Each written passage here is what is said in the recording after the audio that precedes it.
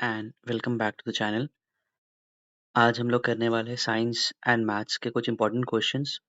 Science के PYQs करेंगे हम। यूपीएससी ईपीएफओ एंड एपीएफसी में जो पीवाईक्यूज पूछे गए थे 2023 में, वो सवाल हम लोग करेंगे। इसके अलावा यूपीएससी सीडीएस का जो सवाल हुआ था 2023 में 24 में, उसके कुछ सवाल। एंड लास्ट में आपको मैथ्स का सवाल मिलेगा जो बीपीएससी ने कंडक्ट कराया रिसेंट एग्जामिनेशन में, तो वो आपको काम आएगा। एडीओ में भी आएगा, ईपीएफओ में भी आएगा। कॉन्सेप्ट के थ्रू करेंगे तो सारा चीज़ जो आपके थीम्स है वो आपका कवर हो जाएगा। तो स्टार्ट करते हैं। पहला सवाल है कोलिजन से। For an inelastic collision between two objects which one of the following statements is correct. समझो पहले कोलिजन होता क्या है। कोलिजन मतलब टकराव, टकराव, ठीक है, दो चीज का टकराना। मान लो ये कार है, दूसरा एक कार है, यहाँ से ये कुछ वेलोसिटी v1 से जा रहा है, ये कुछ वेलोसिटी v2 से आ रहा है। धीरे धीरे जैसे आएगा, फासला कम होगा, इन दोनों के बीच में कोलिजन होगा। यहाँ तक बिल्कुल सही है, समझ में आ रहा है? ठीक है। अब मुझे बताओ, आप खेलते हो, कैरम बोर्ड खेलते हो, है ना, कैरम बोर्ड खेलते हो। यहाँ से आपने गोटी मारा, ठीक है, यहाँ से टकराया। अब मुझे बताओ, ये टकरा के क्या है, दोनों चिपक जाता है या फिर इसका रास्ता अलग हो जाता है, इसका रास्ता अलग हो जाता है। ये मान लो ये गोटी अंदर चला गया और ये जो स्ट्राइकर होता है वो कहीं और चला गया। तो यहाँ पे दो चीज होता है, एक होता है इलास्टिक कोलिजन और दूसरा क्या होता है, in elastic collision. Elastic collision में क्या होता है ना, जो दो बंदे हैं या फिर दो ऑब्जेक्ट है, जब वो टकरा रहे तो उनका रास्ता अलग हो जाता है। ऐसा नहीं होता कि एक दूसरे में विलीन हो गए, ये अलग हो जाएगा, ये अलग हो जाएगा। समझ में आया? यहाँ पे दो चीज इंपॉर्टेंट होता है। यहाँ पे मोमेंटम कंजर्व्ड होता है। अब आप बोलोगे सर व्हाट इज मोमेंटम, तो जो बैच वाले हैं, उनको पता होगा, ये मैंने आपको कराया। मोमेंटम का फॉर्मूला होता है मास इनटू वेलोसिटी, तो ये कंजर्व्ड होता है। यहाँ पे काइनेटिक एनर्जी भी कंजर्व्ड होता है, काइनेटिक एनर्जी भी कंजर्व्ड होता है। सिंपल है याद करने का। इलास्टिक कोलिजन में दो जो पार्टिकल है वो अलग अलग हो जाते हैं और यहाँ पे मोमेंटम कंजर्व होता है, काइनेटिक एनर्जी कंजर्व होता है। मोमेंटम का formula mass into velocity, kinetic energy का हाफ एम वी स्क्वायर। ठीक है, ये 11th क्लास के एनसीईआरटी में और गिवन है इसका कैसे कंजर्व होता है, बट आपके अभी जो एकेडमिक चीज है उसमें इसमें काम चल जाएगा आपका। आइस क्लोज करो, मुझे बताओ इलास्टिक कोलिजन में क्या होता है। Very good. इलास्टिक कोलिजन में दो ऑब्जेक्ट टकराते हैं और उनका रास्ता अलग हो जाता है, they don't combine with each other, right. ये होता है इलास्टिक कोलिजन में। एंड एक बड़ा इंपॉर्टेंट प्रॉपर्टी क्या है, उनका मोमेंटम कंजर्व होता है और काइनेटिक एनर्जी कंजर्व होता है। देखो ये सवाल ईपीएफओ में पूछा है, वो सेम थीम से इस बार फिर पूछेगा। सीडीएस 2025 का पहला जो पेपर हुआ था उसमें भी ये सेम सवाल पूछा था।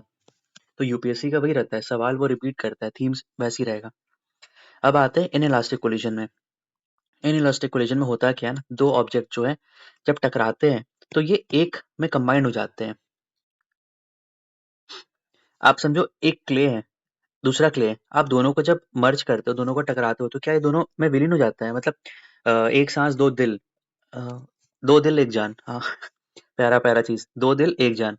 तो दोनों टकरा के एक बन गए।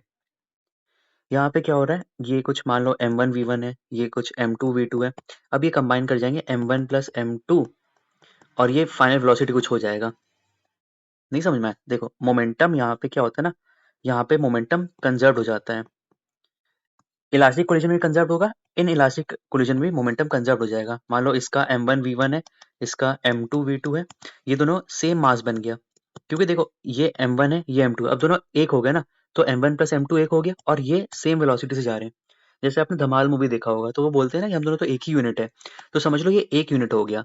दोनों मास कंबाइन हो गई, ये मास m1, ये मास m2, दोनों कंबाइन होकर बना दिया m1 m2। अब दोनों साथ ही चलेंगे ना, तो ये हो गया vf। तो इन इलास्टिक कोलिजन में हमारा मोमेंटम कंजर्व होता है। अब यहाँ पे देखो, the kinetic energy remains conserve but not the momentum. Momentum तो कंजर्व रहेगा ना इन इलास्टिक कोलिजन में। इन इलास्टिक कोलिजन में भी मैंने क्या बताया था आपको कि दो ऑब्जेक्ट है वो दोनों कंबाइन हो जाते हैं, ठीक है। The momentum remains conserve but not the kinetic energy. Both the kinetic energy momentum remains, देखो दोनों तो नहीं रह सकता है, ये और ये, इसमें हम लोग देखते हैं, ठीक है। अब देखो यहाँ पे होता क्या है, जैसे ऑब्जेक्ट टकराया, तो आपको क्या लग रहा है कि काइनेटिक एनर्जी कंजर्व रह सकता है? नहीं, ये जो एनर्जी है वो कन्वर्ट हो जाएगा साउंड एनर्जी में, हीट एनर्जी में। जैसे अभी मान लो एक्सीडेंट किसी का होता है, तो जब गाड़ी दोनों टकराता है, टाकरा होता है दोनों के बीच में, तो हीट एनर्जी निकलता है, साउंड एनर्जी निकलता है। तो इससे ये समझ में आया काइनेटिक एनर्जी कंजर्व नहीं होता है इन इलास्टिक कोलिजन में। थोड़ा सा पेचीदा कॉन्सेप्ट था, बट आपको आई गेस अब समझ में आ गया होगा। तो the momentum remains conserved but not the kinetic energy. Kinetic energy gets converted into sound energy and heat energy. पूरा पिक्चर क्लियर हुआ? ये पूरा कॉन्सेप्ट आपका 11th क्लास का एनसीईआरटी में अच्छे से गिवन है, बट मैंने इसको बहुत लेमन टर्म्स में से करवा दिया हूँ। अब भूलोगे तो नहीं? वापस आइज क्लोज करो, मुझे बताओ elastic collision and inelastic collision में डिफरेंस क्या होता है? इलास्टिक कोलिजन में आपका मोमेंटम एंड आपका काइनेटिक एनर्जी दोनों कंजर्व्ड होता है, बट इनइलास्टिक कोलिजन में आपका सिर्फ मोमेंटम कंजर्व्ड होता है। काइनेटिक एनर्जी कंजर्व्ड नहीं होता है। वो कहाँ पे कन्वर्ट हो जाता है? Sound energy and heat energy. अब पूरा पिक्चर क्लियर हुआ? देखो मैं समय ज़्यादा लेता हूँ, बट ये सब ऐसा चीज़ है ना, एक बार आप समझ जाओगे ना, फिर जीवन भर आप याद रहेगा आपको। ठीक है, इसी से मुझे कुछ चीज़ बताओ जो बैच वाले को तो पता ही होगा। सामान ऊपर से यहाँ फेंक रहा हूँ, एक हाइट है, यहाँ पे कुछ पोटेंशियल एनर्जी होगा, जैसे फेंक रहा हूँ काइनेटिक एनर्जी में कन्वर्ट हो गया यहाँ पे, फिर यहाँ पे कुछ गया तो फिर पोटेंशियल एनर्जी, मतलब एनर्जी जो है हमेशा कंजर्व रहता है, एनर्जी कभी चेंज नहीं हो सकता है। It just changes from one form to other, it can not be created not it can be destroyed, right? चले नेक्स्ट सवाल पर आते हैं। Consider the following reaction, which of the following statement about the reaction gives above is correct.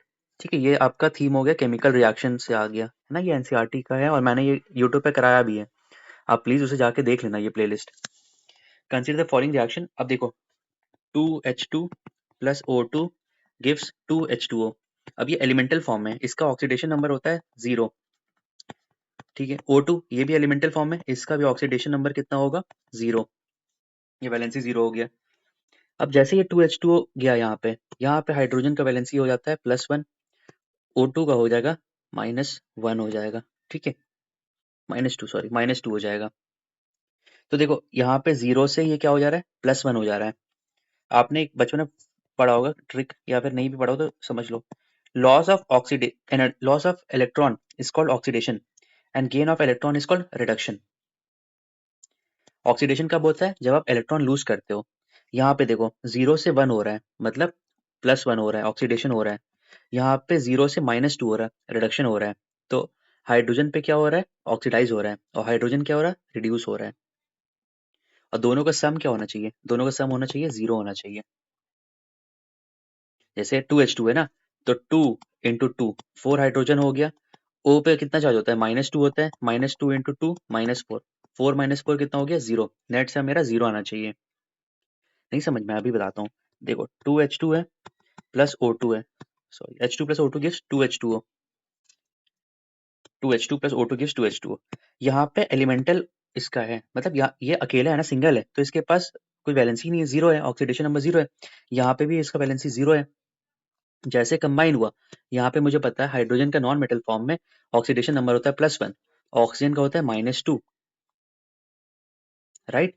अब देखो 2 into 2 4 into 1 कितना होगा? 4। 2 into -2 -4, 4 plus 4 4 minus 4 0। 0 से यहाँ पे +1 गया, ये ऑक्सीडेशन हो रहा है हाइड्रोजन का। 0 से -2 रिडक्शन हो रहा है ऑक्सीजन का। आंसर क्या होगा? Oxygen state of hydrogen increases while that of oxygen decreases.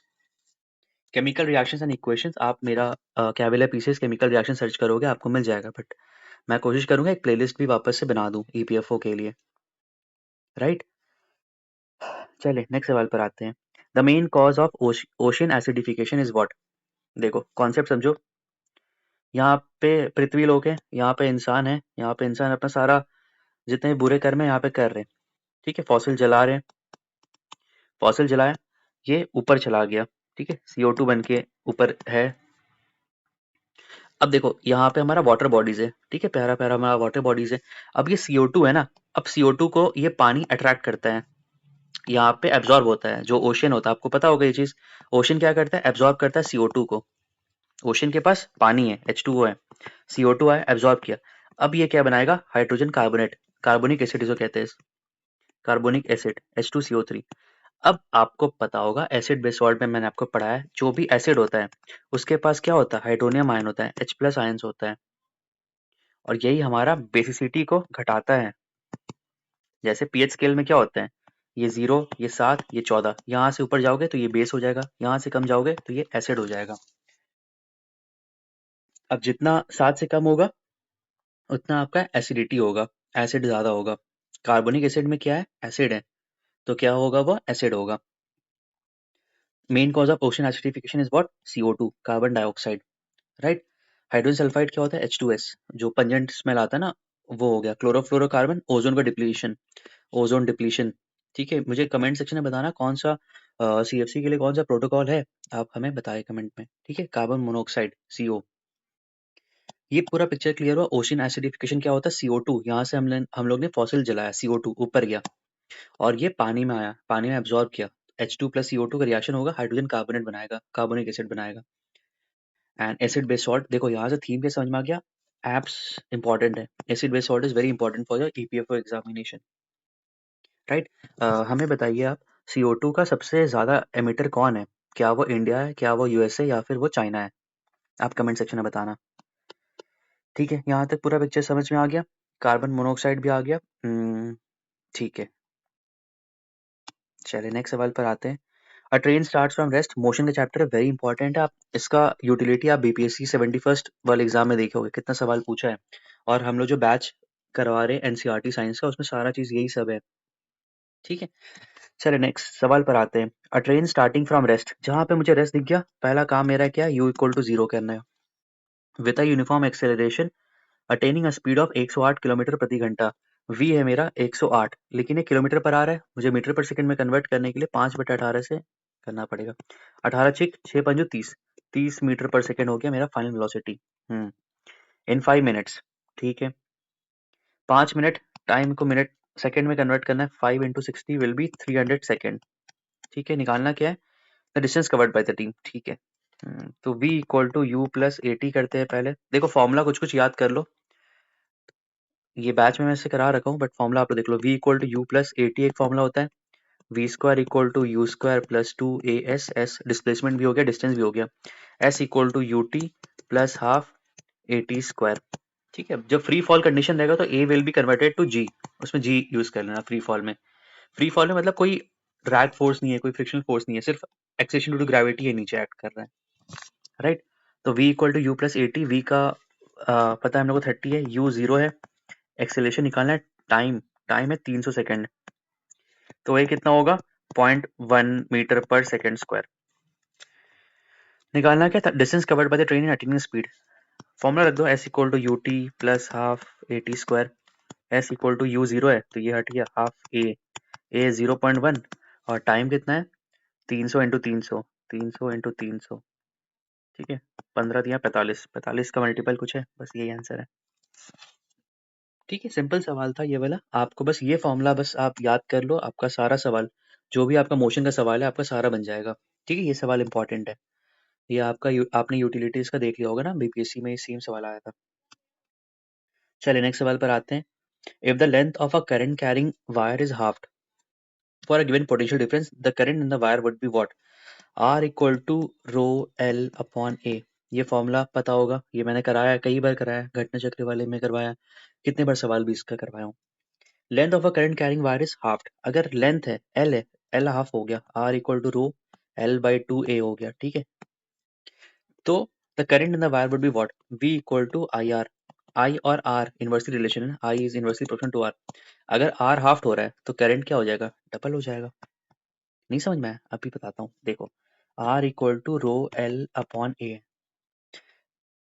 Question में ये कह रहा है if the length of a current wire is half, अगर मैं लेंथ को हाफ कर दूंगा, R' will be ρL/2 × A, है ना। मेरा रेजिस्टेंस जो है वो हाफ हो गया। हमें फॉर्मूला पता है ओम्स लॉ का, V=IR होता है, और ये तो पता है ना, V, अगर V=IR है तो V डायरेक्टली प्रोपोर्शनल I के, V डायरेक्टली प्रोपोर्शनल R के। लेकिन I=V/R करेंगे तो I और R हो गया इनवर्सली प्रोपोर्शनल हो गया। तो अगर मेरा R हाफ हुआ तो मेरा करंट तो डबल हो जाएगा। बस यही चीज करना था इसमें। यहाँ से मुझे क्या समझ में आया? मुझे ओम्स लॉ इंपॉर्टेंट है, V=IR वाला पार्ट मुझे बहुत इंपॉर्टेंट है। इलेक्ट्रिसिटी का भी NCERT वाला क्लास पूरा पड़ा हुआ है यूट्यूब पे, आप उसे एक बार देख लेना। थीम्स आइडेंटिफाई करो, क्या क्या थीम से सवाल पूछ रहे। ये सब लो हैंगिंग फ्रूट है, साइंस हो गया, मैथ्स हो गया, ये सब ना आपको स्कोर दिलाएगा आपको। और एपीएफसी ईपीएफओ में क्या है ना, आपको एक एक सवाल पे आपका मेरिट डिसाइड होगा, तो आप मिस आउट नहीं कर सकते हो किसी चीज पे। चलो नेक्स्ट सवाल पर आते हैं। विच one of the following is not a soap? कौन सा सोप नहीं है? सोप से मुझे याद है सैपोनिफिकेशन एक प्रोसेस होता है जिससे सोप बनता है।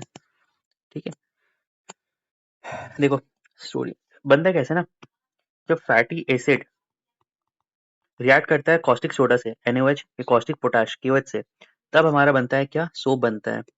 फैटी एसिड में क्या होता है ना, फैटी एसिड में होता है हमारा, इसका होता है, एक सेकंड कहाँ गई ये? हाँ, फैटी एसिड में क्या होता है ना, जो हाइड्रोजन ऑयल होता है, मतलब हाइड्रोजनेशन प्रोसेस होता है, उससे बनता है ये फैटी एसिड। ठीक है, हाइड्रोजनेशन से होता है, ये हाइड्रोजनेशन से होता है। तो जैसे आप फैटी एसिड को रिएक्ट कराओगे सोडियम हाइड्रोक्साइड या पोटेशियम हाइड्रोक्साइड से, तो हमारा क्या बनेगा, सोप बनेगा। अब देखो स्टीरेट, सोडियम स्टीरेट, आपको स्टीरेट से याद होना चाहिए स्टेरिक एसिड।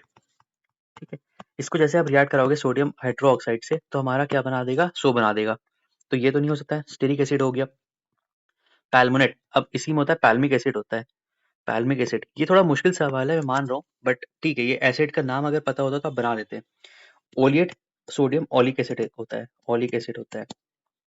ठीक है, तो ये तीनों तो नहीं हो सकता है। सोडियम बेंजोइड जो होता है ना, वो हमारा फूड प्रिजर्वेटिव होता है। सोडियम बेंजोइड, ये हमारा होता है food preservative. This is harmful, मतलब तभी बोलते हैं ना कि आप खाना हो सके फ्रेश खाया करो। फूड प्रिजर्वेटिव होने से मतलब रिएक्शन होता है ना, ये आपका एब्जॉर्प्शन रेट को कम कर देता है, but still there is a reaction, और ये रिएक्शन अच्छा नहीं होता है। इसीलिए सब कहते हैं ना कि खाना एकदम फ्रेश खाया करो, जो पैकेज होता है, जो कैन वगैरह में होता है, वो नहीं खाया करो। समझ में आया? सोप से आपका प्रोसेस क्या होना चाहिए, सैपोनिफिकेशन, फैटी एसिड और सोडियम हाइड्रोक्साइड, इसी को क्या कहते हैं, कॉस्टिक सोडा कहते हैं, और इसको कॉस्टिक पोटाश कहते हैं। इन दोनों का रिएक्शन से हमारा क्या बनता है, सोप, और इस प्रोसेस को क्या कहते हैं, सैपोनिफिकेशन। सोडियम स्टीरेट में कौन सा है, स्टेरिक एसिड है। पैल्मेट में क्या है, पैल्मिक एसिड है। ओलिएट में क्या है, ओलिक एसिड है। और सोडियम बेंजोइट हमारा क्या है, फूड प्रिजर्वेटिव है। राइट, पूरा पिक्चर क्लियर हो गया, वेरी गुड। चलो नेक्स्ट सवाल पर आते हैं। विच one of the following has the highest boiling point? देखो पीरियोडिक टेबल का सवाल है ये। टॉप टू बॉटम जैसे जाओगे ना, आपका एटॉमिक साइज जो है ना, वो इंक्रीज करेगा। ये देखो मैं 8वीं 9वीं में पढ़ा था, मेरे को अभी बिल्कुल मतलब मैं रट नहीं पाता हूँ ये सारी चीजें, बस जो मेरी मैम ने उसको पढ़ाया था ना, तो मेरे को वही चीजें अभी भी याद है। टॉप टू बॉटम आप जाओगे तो आपका एटॉमिक साइज इंक्रीज करेगा। अब जैसे समझो एटॉमिक साइज इंक्रीज कर रहा है, समझो मेरा फैमिली अभी 3 लोग का है, मैं, मेरे पापा और मेरी मम्मी और मैं। ठीक है, अब मान लो मेरे फैमिली इंक्रीज सॉरी अभी तो इंक्रीज नहीं हो सकता है। कोई नहीं, दूसरा एग्जांपल दे रहा हूँ। ठीक है, मान लो किसी का फैमिली है, किसी की फैमिली में 5 लोग हैं। ठीक है, तो अब इन लोग के पीछे बॉन्डिंग अलग टाइप की है। अब इसी फैमिली में मान लो 15 लोग हो गए। अब आपको लग रहा है कि आपका इंटरेक्शन सब बाकी 14 लोग से हो पाएगा उतना अच्छे से? 5 लोग में आपका इंटरेक्शन ज्यादा अच्छा से होगा या फिर 15 लोगों में? Exactly exactly. 5 लोगों में जितना जितना आपका कम चीजें रहेगा उतना आपका इंटरेक्शन ज्यादा होगा। राइट, तो atomic size top to bottom जाओगे तो बॉन्ड एनर्जी जो है वो कम हो जाएगा, एनर्जी कम हो जाएगा।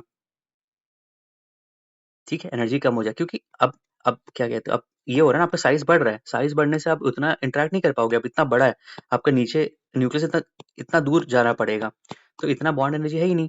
अब बॉन्ड एनर्जी कम है तो हमें क्या एनर्जी ज्यादा देना पड़ेगा, हमें बॉइलिंग पॉइंट बढ़ाना पड़ेगा या घटाना पड़ेगा? मुझे ये बताओ, किसी आदमी को तोड़ने के लिए, वो आदमी मान लो बहुत बहुत पावरफुल है, ठीक है, बहुत पावरफुल है, उसके उसके रूट्स बहुत अच्छे हैं, उसका वैल्यू सिस्टम बहुत अच्छा है, वो मम्मी पापा की इज्जत करता है, मतलब सब चीज़ उसका बढ़िया है। क्या उसको हराना या उसको तोड़ना मुश्किल है, या फिर ऐसा इंसान जो आवारा है, मतलब उसको कोई मतलब नहीं है, वैल्यू सिस्टम इमोशनल नहीं है, उसको तू कोई भी ये कर देगा ना, कोई भी उसको बोलेगा कि आ जाओ ये गलत चीज करते हैं, तो वो तुरंत कर लेगा। बट जिसका वैल्यू सिस्टम बहुत स्ट्रांग है, फैमिली वैल्यूज बहुत स्ट्रांग है, वो उसको तोड़ना बहुत मुश्किल है। तो ऊपर वाले जितने भी चीजें जिनका एटॉमिक साइज जिनका हाई है, मतलब जिनका बॉन्ड एनर्जी बहुत ज्यादा हाई है, तो उनको तोड़ना मुश्किल है, इसलिए उनको चाहिए होगा हाई बॉइलिंग पॉइंट, तभी वो ब्रेक करेंगे। तो यहाँ पे लिथियम सोडियम पोटेशियम रुबिडियम ये टॉप टू बॉटम जाने वाला सिस्टम है। सबसे ऊपर क्या होगा, लिथियम होगा। लिथियम को तोड़ना मुश्किल है क्योंकि इसका बॉन्ड एनर्जी ज्यादा है, एटॉमिक साइज से कम है। छोटा एटॉमिक साइज है, जितना नीचे जाओगे एटॉमिक साइज बढ़ेगा, एटॉमिक साइज बढ़ेगा, बॉन्ड एनर्जी के बीच में जो इंटरेक्शन है वो कम होगा। समझ में आया? थोड़ा सा ये था कि रटने वाला चीज था, बट मैंने इसको थोड़ा सा बेसिक में बता दिया आपको। ठीक है, समझ में आया? नहीं आया तो वापस से बताता हूँ। लिथियम, सोडियम, पोटेशियम, आपको वो चीज मैंने बताया ना, high lithium very bore carbonyl sodium मेगासिल फॉस्फेट क्लोरा पार्टिकल 20, तो आप ऐसे याद कर लेना। और जो पीरियोडिसिटी होता है ना, एटॉमिक साइज क्या होता है ना, एटॉमिक साइज इंक्रीज करता है ऐसे, जैसे जैसे जाओगे एटॉमिक साइज बढ़ेगा, मतलब लिथियम का कम है, सोडियम का उससे ज्यादा बड़ा होगा, पोटेशियम का उससे ज्यादा बड़ा होगा, रुबिडियम का उससे ज्यादा बड़ा होगा। बट जितना ज्यादा बड़ा होगा आपका बॉन्ड एनर्जी उतना कम होगा, उतना ज्यादा उसको मतलब उतना एनर्जी नहीं रहेगा ना, उतना क्या कहते हैं जो इन दोनों के बीच का जो मॉलिक्यूलर फोर्स ऑफ अट्रैक्शन है वो कम रहेगा। जितना कम मॉलिक्यूलर फोर्स ऑफ अट्रैक्शन होगा उतना ज्यादा हीट कम देना पड़ेगा। अब मॉलिक्यूलर फोर्स ऑफ अट्रैक्शन बहुत ज्यादा है तो मेरे को बॉइलिंग पॉइंट ज्यादा देना पड़ेगा, तभी जाके वो ब्रेक करेगा। Right, very good. चलिए नेक्स्ट सवाल पर आते हैं। An incandescent bulb rated as 100 watt at 110 volt, इस टाइप का सवाल सॉल्व करने में जो बहुत मजा आता है, is connected to a 220 volt supply, the power that dissipates in the bulb would be what. देखो एक बल्ब है, पावर इसका 100 वॉट है, ठीक है, एंड वोल्ट है इसका 110 वोल्ट है। सवाल क्या कह रहा है, the power that dissipates in the, इतना ठीक है। चलो कुछ कुछ फॉर्मूला याद होना चाहिए, P equal to V square upon R होता है, V equal to I square R होता है, P equal to P equal to I square, V equal to I square R, और P equal to V square by R, P equal to I square R. हाँ ठीक है, एक तो formula ये होता है P इक्वल टू, इसी को मैं चेंज कर दूंगा, I square R square by R, I square R, P equal to I square R होता है। ठीक है, ठीक है, दो फॉर्मूला है इसमें, मेरे को आई का काम है, आई का काम नहीं है, ठीक, इसी से बन जाएगा। P equal to V square upon R, V का वैल्यू कितना है 110 इंटू 110, आर कितना है, अच्छा P है ना, P है 100 वॉट, मेरे को आर निकालना है, जीरो से जीरो कटा, दो कटा, आर इक्वल टू 121 ओमेगा बन गया। ठीक है, निकालना क्या है, the power that dissipates in the 220 volt. ठीक है, फिर वही लगा P equal to V square by R, इस बार वोल्ट कितना गिवन है 220, 220 इंटू 220 अपॉन आर, आर का है 121, कट जाएगा ना 11 से 20, 11 एकम 11 20, 400 वॉट, 400 वॉट। समझ में आया? सिंपल था, फॉर्मूला बेस्ड ही था। यहाँ से मुझे क्या दिख रहा है, मुझे करंट इलेक्ट्रिसिटी दिख रहा है, ये इंपॉर्टेंट थीम है, ईपीएफओ एपीएफसी में सवाल इससे पूछता है। तो मेरा टास्क रहेगा V equal to I R वाला, R equal to rho L upon A, ये फॉर्मूला याद होना चाहिए, V equal to I R, P equal to V square by R, P equal to I square R, ये सारा चीज मुझे by heart याद होना चाहिए। Right, H equal to I square R T, ये आपको याद आ रहा है, हीटिंग इफेक्ट, ये मैंने आपको कराया है, heating effect. Right, comment section में मुझे बताओ 1 हॉर्स पावर इक्वल टू कितना वॉट, एंड आपको कैसा लग रहा है ये वीडियो, ये भी बताना मुझे।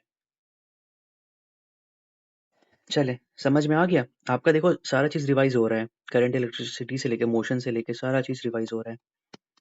चलो नेक्स्ट सवाल है क्या, tartaric acid is found in what. ठीक है, विनेगर में क्या होता है, ऑरेंज में क्या होता है, टोमेटो में क्या होता है, टैमरिंड में क्या होता है, ये मुझे कमेंट सेक्शन में बताना। ये सिंपल सवाल है, ठीक है। एसिड बेस्ड सॉल्ट, देखो फिर से इंपॉर्टेंट है ये थीम, मैं आपको बता रहा हूँ बार बार, ये इंपॉर्टेंट है। टोमेटो में क्या होता है, विनेगर में क्या होता है। चलो, और एक और बता दें, लैक्टिक एसिड तो बता ही दोगे आप। ठीक है, सोडियम बेंजोइड वापस से बताओ क्या चीज में काम आता है, क्या वो फूड प्रिजर्वेटिव है या फिर वो सोप है। वेरी गुड, फूड प्रिजर्वेटिव है। ठीक है, चलो, हाँ ये सवाल मैंने आप लोगों को दिया था सॉल्व करने के लिए, बहुत लोगों का वो बोर्ड पे आ भी गया था आंसर, तो देखो कैसे बनाना होता है। ये आपका सीडीएस का सवाल है, यूपीएससी सीडीएस 2023 का सवाल है। साउंड अभी मैंने आप लोगों को करा दिया है, एनसीईआरटी एग्जाम्पलर में भी दिया था, मैं वो आप लोगों को दिया भी था वो उसमें सॉल्व करने के लिए, बट ठीक है इसको करा देता हूँ। A sound wave having a frequency of 300 hertz. ठीक है, साउंड से कुछ जो चीजें याद कर लो। साउंड पहला तो क्या होता है, लॉन्गिट्यूडनल होता है। लॉन्गिट्यूडनल का मतलब क्या होता है, कॉम्प्रेशन एंड रेयर फ्रैक्शंस होता है, मतलब पैरेलल टू द डिस्टेंस होता है, ये मोशन जा रहा है यहाँ भी इसका डिस्टेंस पैरेलल रहेगा।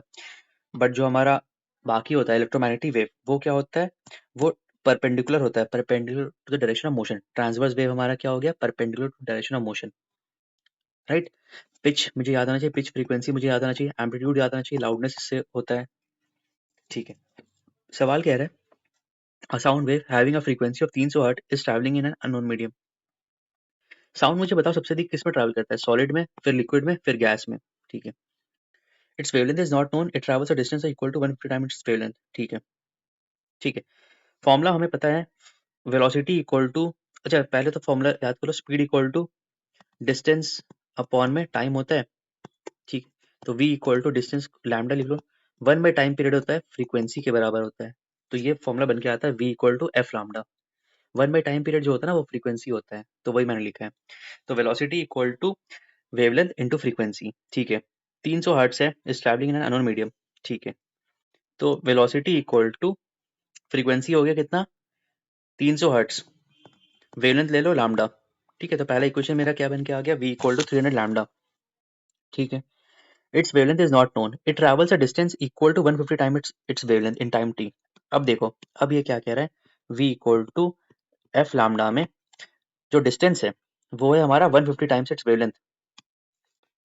ये है 150 times it's wavelength,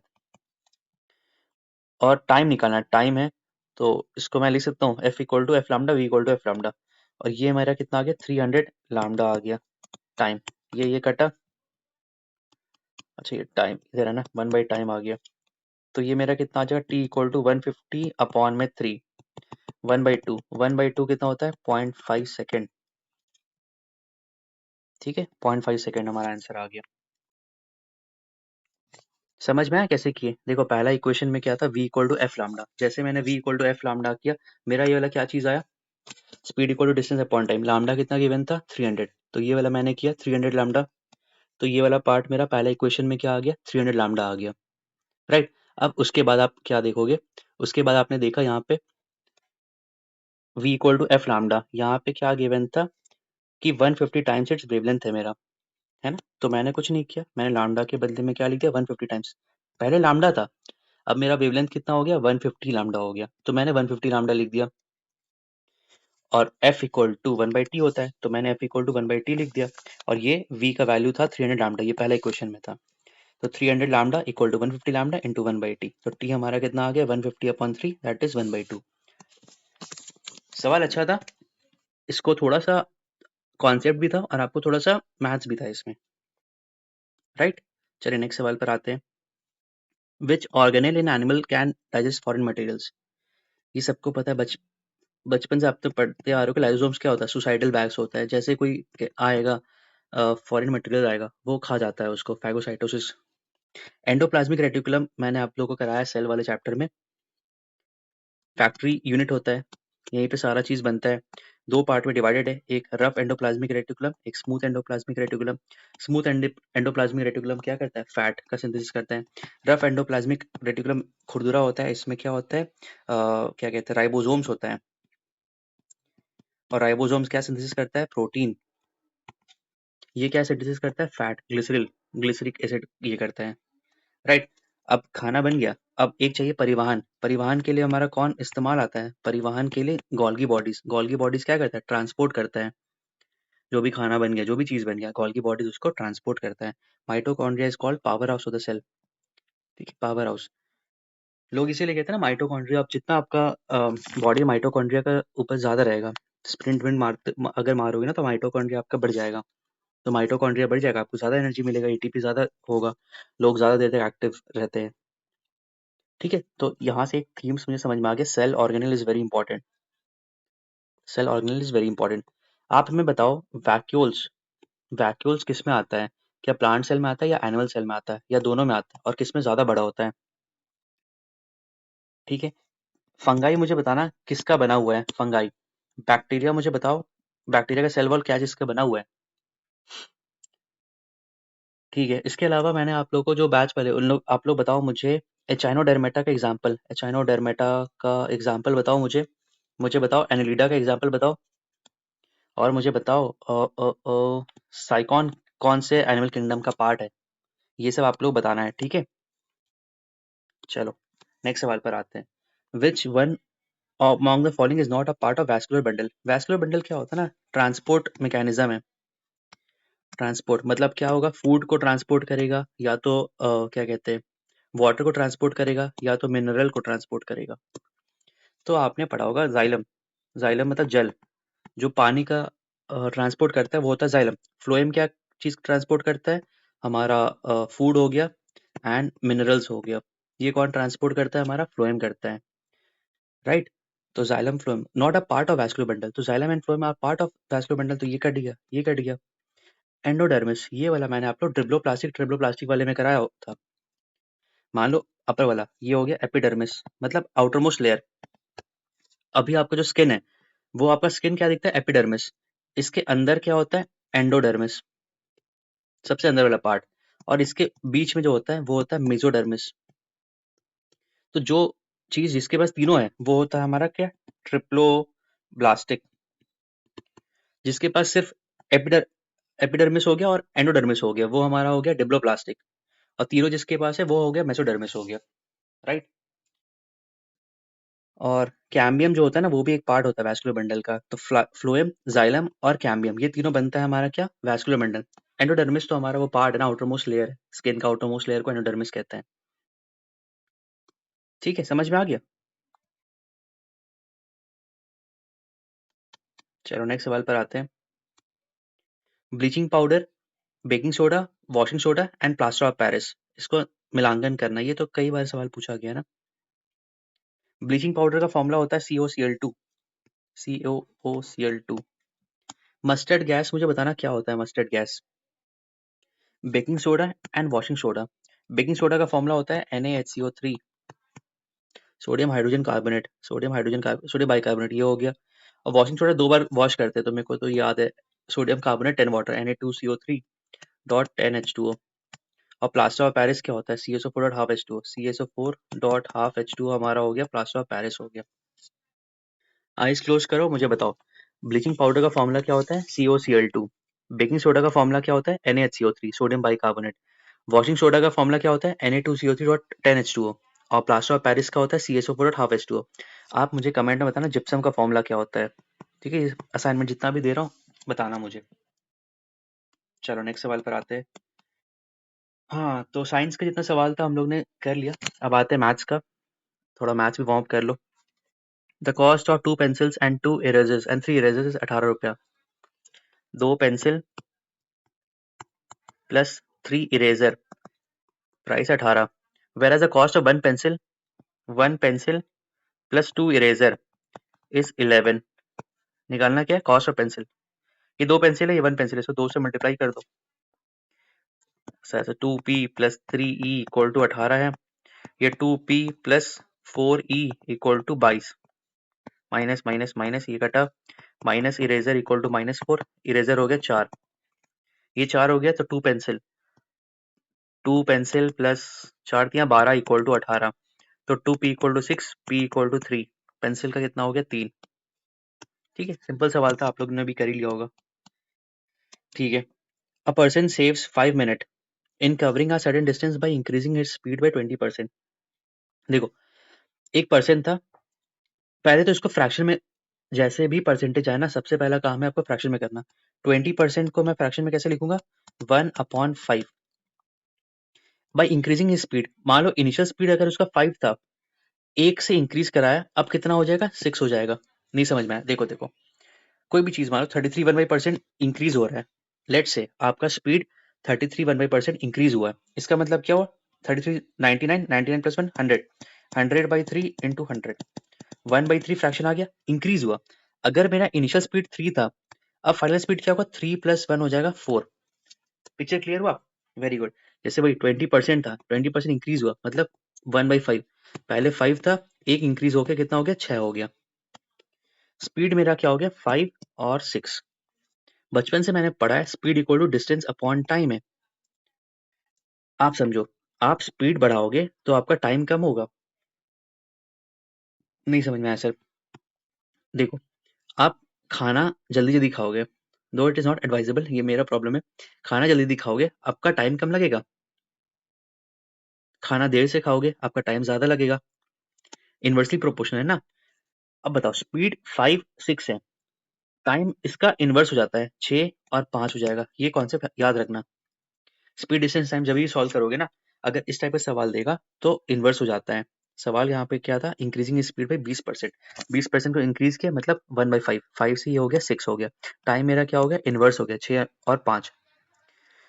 he saves 5 minute. अब जैसे देखो, पहले मैं टाइम ले रहा था 6 मिनट, अब मैं टाइम ले रहा हूँ 5 मिनट, तो ये यहाँ पे मैं बचा रहा हूँ 5 मिनट। यहाँ पे क्वेश्चन में दिया है, लेकिन मेरा एक्चुअल कितना हो रहा है 1, तो 1 मिनट का वैल्यू है 5। तो सवाल क्या पूछ रहा है, find the time taken to cover the distance at usual speed. अब यूजुअल स्पीड में कितना टाइम लगेगा, 5 इसका है, 5 इंटू 5 विल बी 25। आप पूरा उसको लिखना स्टार्ट करते, आपका सिंपल रेशियो से मेथड से बन गया आपका सवाल। नहीं समझ में, कोई बात नहीं, वापस बताता हूँ। देखो, a person save 5 minute in covering a sudden distance. मान लो पहले आप 100 के रफ्तार में चल रहे थे, अब आपने रफ्तार बढ़ा दिया, 120 कर लिया, टाइम तो आपका कम लगेगा ना, टाइम इसका इन्वर्स हो जाएगा, ये 5 ये 6, टाइम इसका इन्वर्स हो जाएगा, ये 6 हो जाएगा, ये 5 हो जाएगा। अकॉर्डिंग टू अस कितने का कम हो रहा है, 1 मिनट का। क्वेश्चन में गिवन है ये 5, और ये टोटल स्पीड कितना था 100, तो 100 इंटू हम क्या करेंगे 1/5 करेंगे। ये कितना गिवन था उस वक्त, ठीक है, समझ में आया। सेम वैसे ही किए, 5 है और 6 है, 5 है 6, स्पीड मेरा हुआ टाइम इनवर्स होके 6 और 5, 1 मिनट का कितना है 5, तो 5 इंटू 5 कितना हो जाएगा 25 इनिशियल स्पीड। अगर फाइनल स्पीड पूछा 6 पंजू 30, ये 25 होता, ये 30 होता। बहुत बेसिक से बताया हूँ, समझ में आ गया होगा आई गेस। ठीक है, चलिए नेक्स्ट सवाल पर आते हैं। ये सब सवाल मतलब आप बेसिक्स आपका क्लियर होगा तो फिर आप बना लोगे। If n is a natural number then 9 raise to the power 2n, ये शायद बीपीएससी में भी कभी आया था सवाल, -4 raise to the power 2n is divisible by what. तो देखो n नेचुरल नंबर कह रहा है, n को आप 1 2 3 अप टू इन्फिनिटी जितना भी आप रखना चाहते हो रख सकते हो। तो हम लोग n को 1 पुट करते हैं, तो 9 equal to 2 into 1 -4 into 2 into 1, 9 का स्क्वायर 81, 4 का स्क्वायर 16, 11 5 765, ठीक है 65 हो रहा है। सवाल में क्या कह रहे हैं, it is divisible by what. 65 को फैक्टराइज कर लो, 13 पंजू 65, तो 13 से विभाजित होगा 5 से, 5 से तो होगा, 13 से भी होगा, बोथ ए एंड बी। तो ये वाला थीम नंबर सिस्टम का है, जब भी सवाल आएगा आपको आप ऐसे ही तोड़ना, मान लो 8 हुआ 3n -7 की power 2n is divisible by what, कुछ भी नंबर रहेगा तो बस n का वैल्यू 1 पुट करो और फिर देख लेना, सवाल वैसे ही देगा, डिविजिबिलिटी उसी से ही होता है। पिक्चर क्लियर हुआ, वेरी गुड। चलो नेक्स्ट सवाल पर आते हैं। X bought 5 pencils at rupees 24 and sold 4 of them at rupees 20. His profit or loss percentage is what?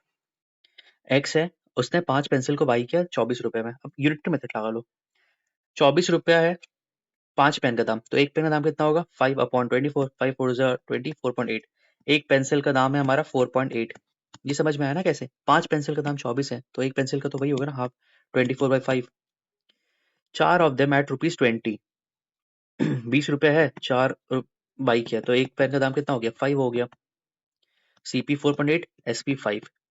Profit हुआ कि लॉस हुआ, प्रॉफिट हुआ कितने का 0.2 का, अपॉन में कॉस्ट प्राइस 4.8 इंटू 100, 24 25, और ये कितना हो गया 6 हो गया, 6 4 4 6 24/6। समझ में आया ना, सिंपल, ये तो सिंपल ही सवाल है, इसमें मैं क्या एक्सप्लेन करूं। 5 पेंसिल की कीमत 24 रुपया है, एक पेंसिल की कीमत 4.8 हो गया, 4 पेंसिल की कीमत 20 रुपया है, एक का 5 हो गया, तो कर ही लोगे। चलो नेक्स्ट सवाल पर आओ। X marked an article at 60% above its cost price. X है, उसने मार्क किया है above its cost price, ये cost price हो गया, सेलिंग प्राइस भी गिवन है, ठीक है, ये MP हो गया, ये सेलिंग प्राइस है। 60%, सबसे पहला काम मेरा क्या है, फ्रैक्शन में कन्वर्ट करना, 3/5। अगर मेरा कॉस्ट प्राइस 5 है, अबव मार्क कर रहा है, 3 ऐड करूंगा कितना हो जाएगा 8। ये समझ में आया ना कैसे करता हूँ, देखो 60% है, काट पीट बचाओगे 3/5, अगर कॉस्ट प्राइस 5 है तो 3 इंक्रीज करके मार्क प्राइस 8 हो जाएगा ना ये, very good. He sold it at a profit after 2 successive discount of 10% each. अब देखो 10% में प्रॉफिट बेच दिया मतलब 90% में बेचेगा वो, तो किस में आता है हमारा, हमेशा मार्क प्राइस में आता है डिस्काउंट, तो 8 इंटू 2 डिस्काउंट दिया है 10% का, 10% का मतलब कितने बेचेगा 9/10, अरे 10% है ना, तो बेचेगा कितना 9/10 में बेचेगा ना, 2 बार है 0, 91 और 8, कितना है 9, ये कितना 8 ही हुआ ना 60, अरे 3/5 है ना, 63/5, ये 5 और 8 हुआ, ठीक है। ये कट 9 81 81 और 8 8 8 जा 64 648 648 हुआ यहाँ पे, 6.48 हुआ, कितने का इंक्रीज हुआ, 1.48 का इंक्रीज हुआ, 1.48 का इंक्रीज हुआ कितना, 5 इंटू बाई 100, ठीक है। तो हमारा 35 के आसपास कुछ आएगा आंसर, ठीक है। 29.6 पास आया आंसर, क्योंकि 5 से ये होता है ना 15, 29.6% के पास आंसर आएगा हमारा। देखो सीपी है, ये एमपी है, सीपी हो गया, ये एमपी हो गया, ये एसपी हो गया। यहाँ पे देखो क्या पूछ रहा है, x marked an article at 60% above its cost price, 60% है 3/5, अगर मेरा कॉस्ट प्राइस 5 है, 3 इंक्रीज हो गया, मेरा मार्क प्राइस हो गया 8 हो गया, राइट। अब यहाँ पे कह रहा है आपको जो भी आपका होता है ना, वो आपका मार्क प्राइस में होता है, डिस्काउंट जब भी देते हो आप मार्क प्राइस में देते हो। यहाँ पे 2 सक्सेसिव डिस्काउंट है 10% का, 10% डिस्काउंट दे रहे हो, मतलब बेचोगे कितने में, 90% में। 100 रुपये का चीज़ है, उसमें 10% डिस्काउंट दे रहे हो, तो 90 में बेचोगे ना।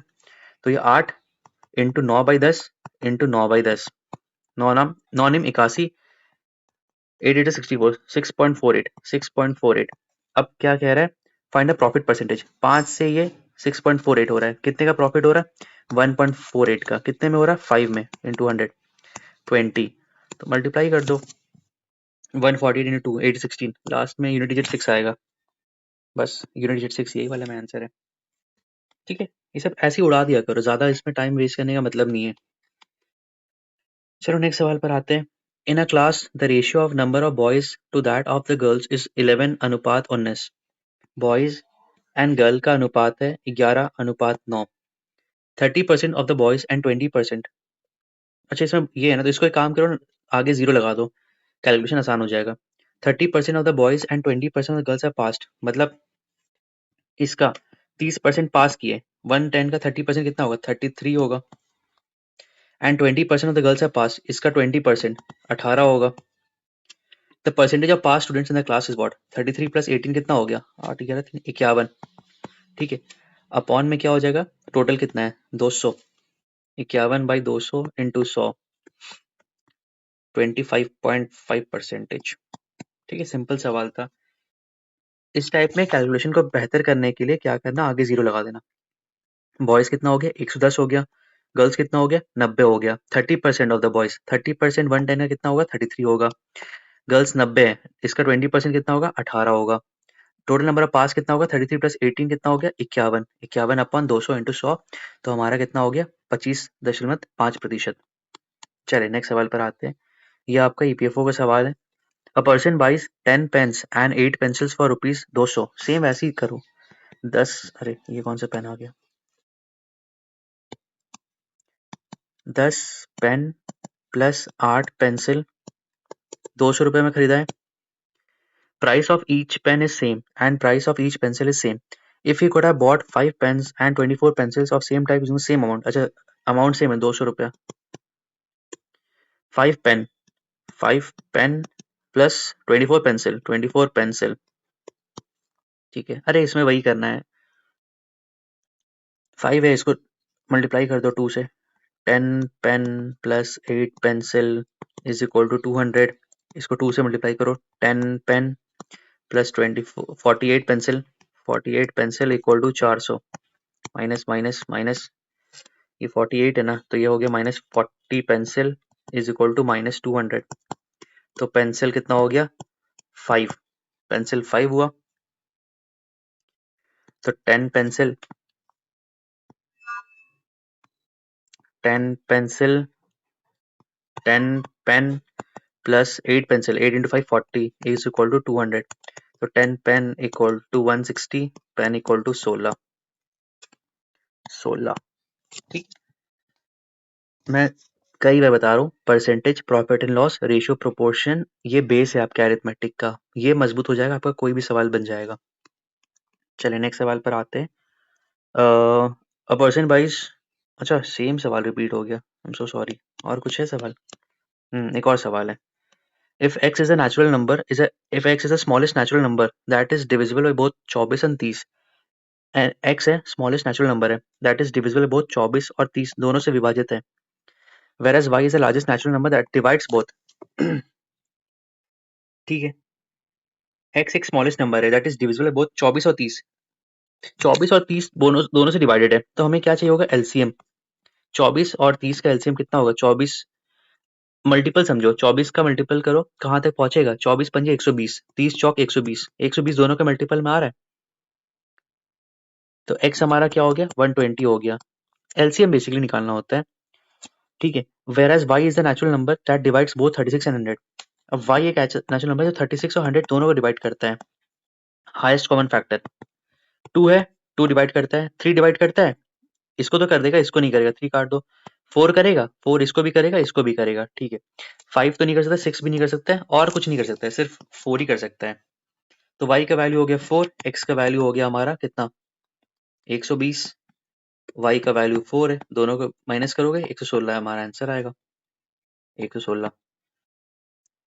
तो वही है number system, percentage, profit and loss, ratio, proportion, ये आपका बेस बनाता है अरिथमेटिक का, ये आपका मजबूत हो गया, फिर आपका सवाल गलत नहीं होगा, ठीक है।